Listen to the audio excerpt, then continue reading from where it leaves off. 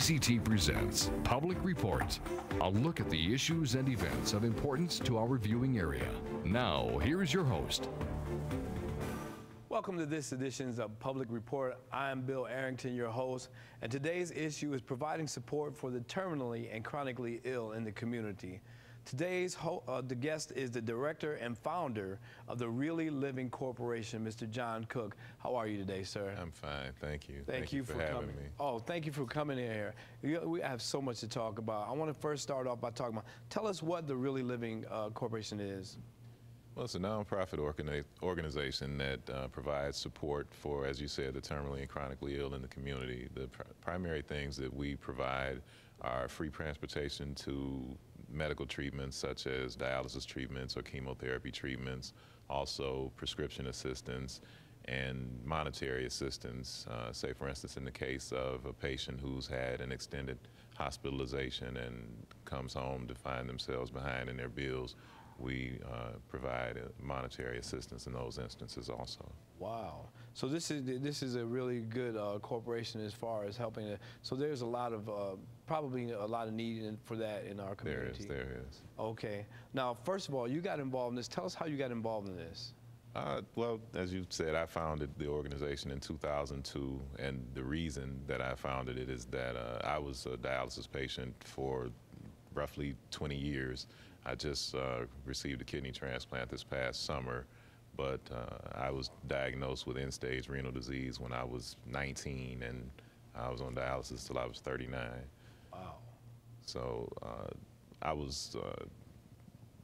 saw during my treatments that a lot of patients were having a tougher time than I was. You know, I was young, I was still able to work, I was able to drive myself, but I saw that a lot of the other patients, you know, they were older, they weren't able to drive themselves, a lot of them were no longer working, and initially it wasn't my aspiration to start a nonprofit. I just felt empathy for some of the other patients. You know, I would hear them talking to the social workers saying that they didn't have money for groceries, or, you know, that their light bill was going to get cut off, things of that nature.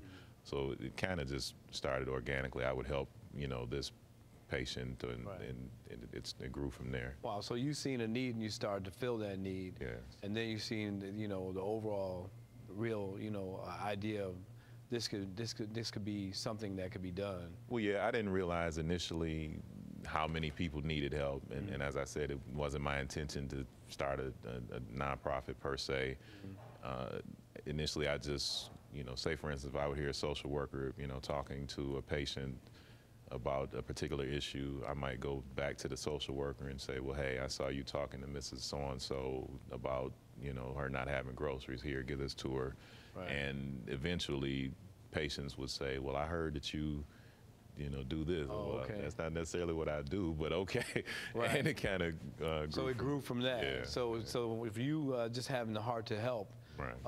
And I can just almost imagine how it goes. You walking down the hallway and you hear some lady saying to a social worker, well, I don't know how I'm gonna be able to get there. I know I have to be there at this particular time. And then it just, you know, so it touches your heart to turn around and say, well, I can get you there at that particular, or I know how somebody can get you there. We'll make sure you get there. Right. And so when that happens, the Really Living Corporation starts to not necessarily grow right there, but it germinates within you. Yeah, that's true. So how long did you do that before you actually came up with the nonprofit organization? Several years. I don't know how many exactly, but it was several years. And the concept, well, the name Really Living is something that I chose because of my personal experience. As I said, you know, when I was 19, I was diagnosed with end-stage renal disease, and I had to start dialysis. And, you know, my initial nephrologist didn't have much of a bedside manner. He told me I probably wouldn't live to be 30. Really? So, yeah. Oh, that was encouraging. Right? Yeah, yeah.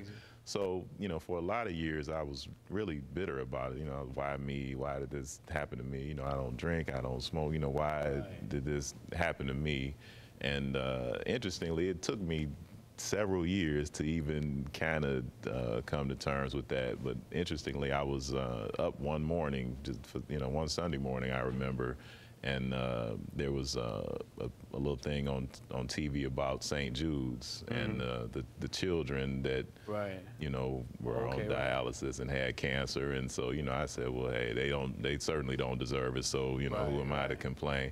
So the name kind of rose out of that. I said, you know, I'm going to decide to start really living as opposed to just waiting to die. And so I think that's commendable, and I think that's a point of encouragement for some other folks who are going in there. But I like to, before we even get further into this, you said something interesting, and I want to kind of get into just into your head about it.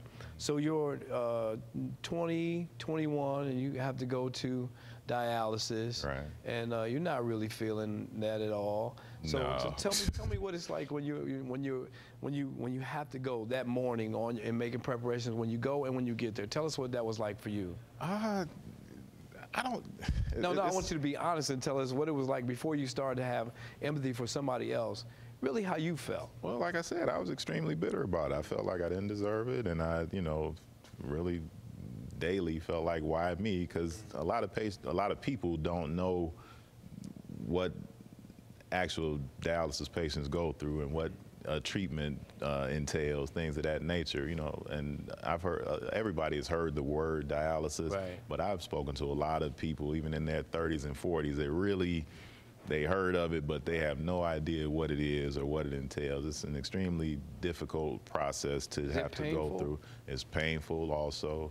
They, put two large needles into your arm, and basically the blood flows out from one of the needles and is cleaned by the dialysis machine, and then returns back into your body through the other needle. And the needles are so large that they have to do a surgery on your arm to allow you to accommodate the needle. They sew your vein and artery together to create basically a super vein, which is large enough for these huge needles. So there's a lot that goes into a treatment that people don't really know about, and so it was very difficult for me to deal with. Wow, and how long is that particular process? So say you go in at 8 o'clock in the morning, how long does that go on?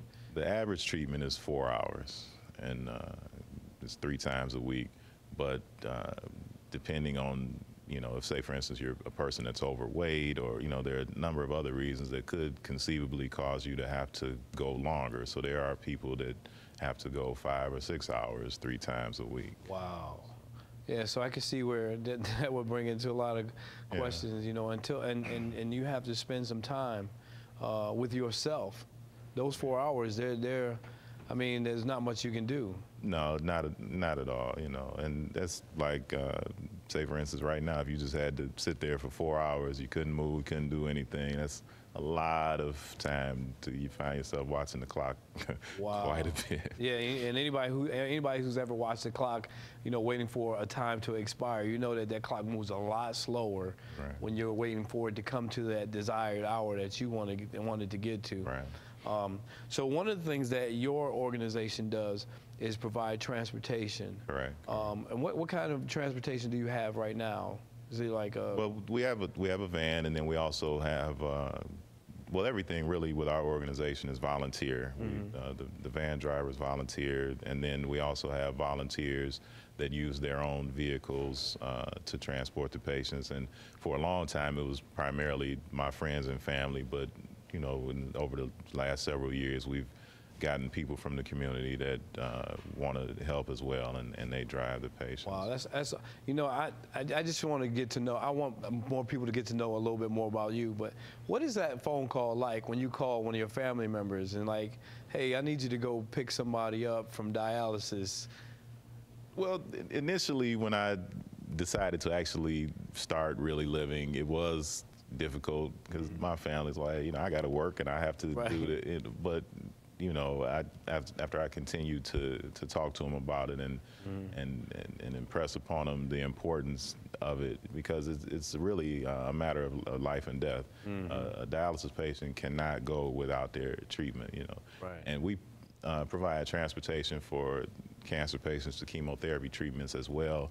But and of course, I feel like that's extremely important. But I don't think it's at all comparable with dialysis treatments. You know, I had an uncle that had cancer, and he chose to stop going to chemotherapy for whatever his reasons were.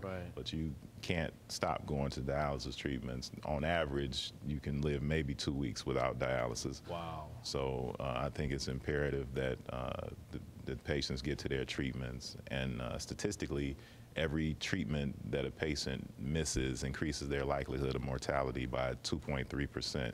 And if you miss one or more treatments a month over 2 years, it increases your likelihood of death by 25%. So patients cannot live without their dialysis treatment. Wow. And you know what? This is a very, very important service, and a very important thing that you do in the community. So what I want to do is I want to make sure that we put your information up right now, so that people can contact Really Living Corporation. Give them a call, go online, find out how you can get involved. One of the things I think we should stress is that it's important that they have volunteers, but more important than volunteers, or more important or equally as important as volunteers, is funding, is money. Make sure you donate anything you can. Every resource is used for the benefit of other people. They make sure that people can pay their bills. There are people who are out of work who have to go to dialysis, people who are being treated for cancer, who are terminally ill, that need help. They still have to, while they're living, live where they live. So they need that, whatever assistance that they can provide needs to be funded or help in any kind of way. So you want to make sure that you get in contact with the Really Living Corporation. And I want to even go as far as right now to ask any organization that deals with vehicles, if you sell them, if you manufacture them, if you give them back to the community, whatever you have to do with vehicles, why don't you contact Really Living Corporation and see how you can help them in getting them another vehicle. I'm certain you guys can use another vehicle, can't you? We certainly could. The more vehicles we have, the more patients we can transport. And I think if we ultimately had 100 vans, we still would not be able to transport all of the patients that need transportation.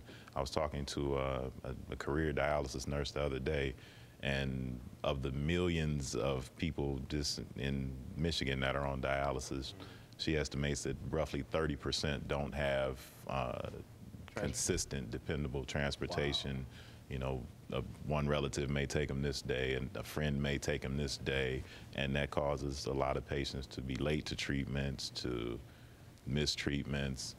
And you know, really, if you've got end-stage renal disease and your kidneys are no longer working, a dialysis treatment is basically your kidney, but you only go 3 times a week. So, you know, imagine if you could only see 3 times a week, or if you could only hear 3 times a week. So even if they were able to get their full treatment, it's still not adequate, but not getting their treatment is really I think that's terrible.